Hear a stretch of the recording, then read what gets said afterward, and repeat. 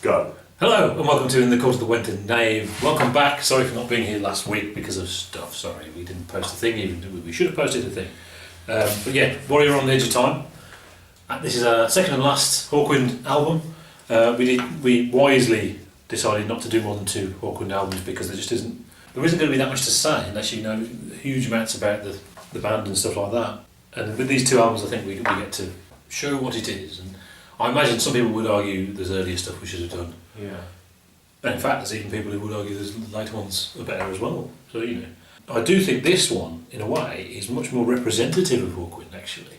Although there is supposed to be a transition, and that started on the previous album, and I think that's here, I'll talk about that in a minute. I think just the fact that it is exceptionally patchy is much more typically Hawkwind. That's the impression I get anyway. And there's bits that are awesome, and there are bits that are... There's bits that you can't remember. I mean, I just had to listen to the second side because I couldn't remember some of the songs.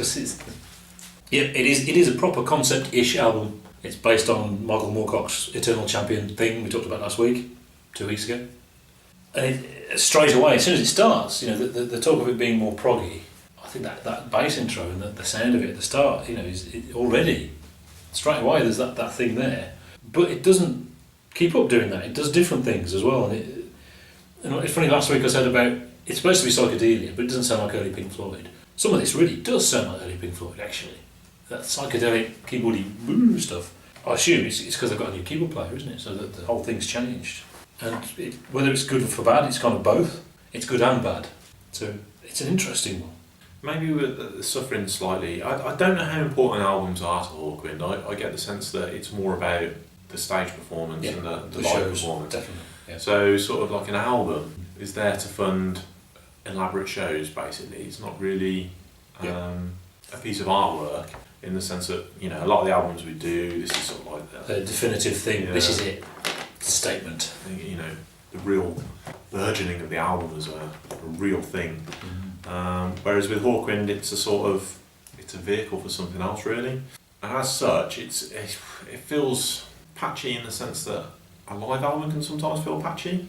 In the sense that a live album is there to try and capture the essence of the show, of a tour or something like that, which will have peaks and troughs. There'll be high points and low points of any sort of set. Maybe this is what's going on here, really. In fact, I think you're right. I think that's exactly what it is. It's the stuff here that seems filler will be great as part of the show. Stuff happening, it will be great. But what live stuff, translates into here is the question. Interestingly, they didn't tour this stuff. I think it was their first album. They didn't tour stuff first. They did some massive ludicrous touring with some spoken word stuff from Michael Moorcock, but not these actual songs. So they went into the studio writing songs, kind of thing. But the sound of lots of it is a live thing. It's jamming stuff, and I think that going more proggy thing is there. I mean, you've got like the Demented Man, which is your folky ballady thing, and there really is a Genesis-iness when it starts. But the difference is you've got just that arpeggio going, and that's it, and it just carries on. Whereas obviously Genesis would be a huge amount of changes and really complicated, and obviously Hawkwind don't do that. But I like that song. I think that's a good song. You've got Magnu, which goes on and on and on. I think it's quite a popular song though. I think it was played on the radio, sort of rock radio, quite a lot. And it's the old harmonic minor thing. It is good, but it just repeats. It's this thing of songs that just repeat. That is the essence of this type of music, is it? Yeah, it's supposed to be a mantra, isn't it? Yeah. I mean, early Pink Floyd in the UFO Club, that's going to be very similar. It's going to be a lot of... Yeah. Bing, bing, bing. Bing, bing, bing. Like I said, I mean, tracks 7, 8 and 9, today, I looked at it, I couldn't remember.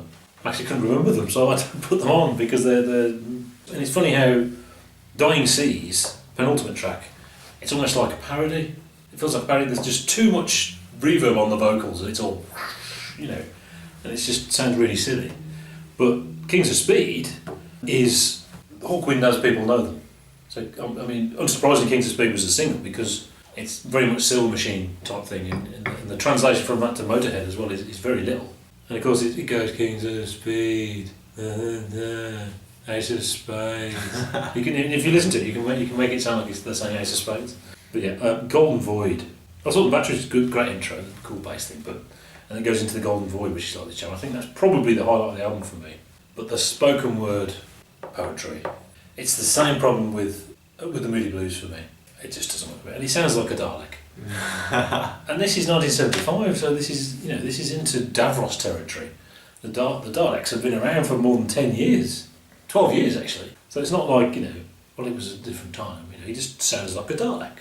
Or maybe he sounds like Davros, who was new that year, I think. There is a Steve Wilson remaster actually, but I've not heard that. Apparently it's interesting how he mastered it, and it's less of the band and more of the effects emphasised. Well, that makes sense. If this is a move into a more proggy direction, a vital component of prog, whether we like it or not, is sort of like music mastery, the mastery of the instruments.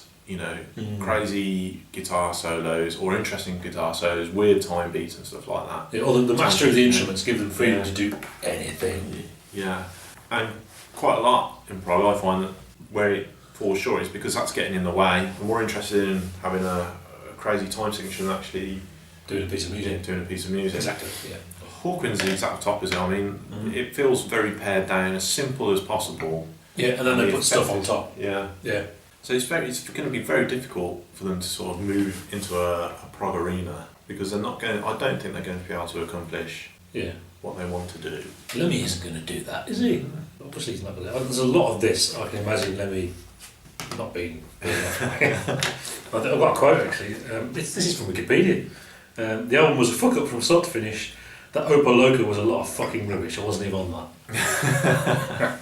Obviously there's going to be a personal element to that though, because obviously he was kicked out. Mid-tour, wasn't it? Mid-American tour, he was kicked out for being arrested for drugs in Hawkwind. So he reckons maybe it was the wrong drugs, but actually it sounds like it was personal.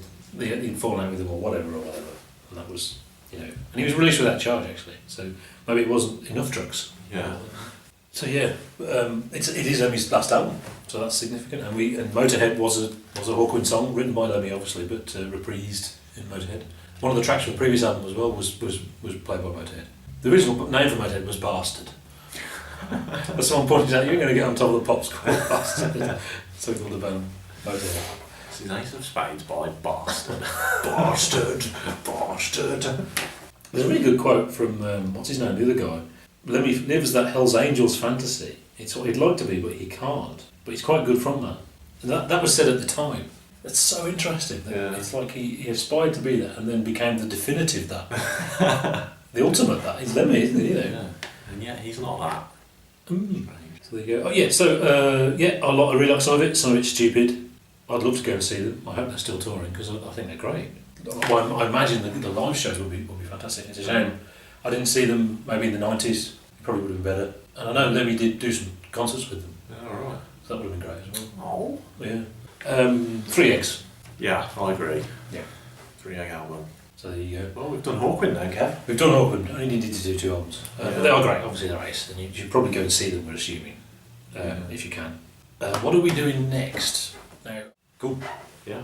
Yeah, so we've decided, we've edited that bit out, but we've decided next week, catch us for Toronto.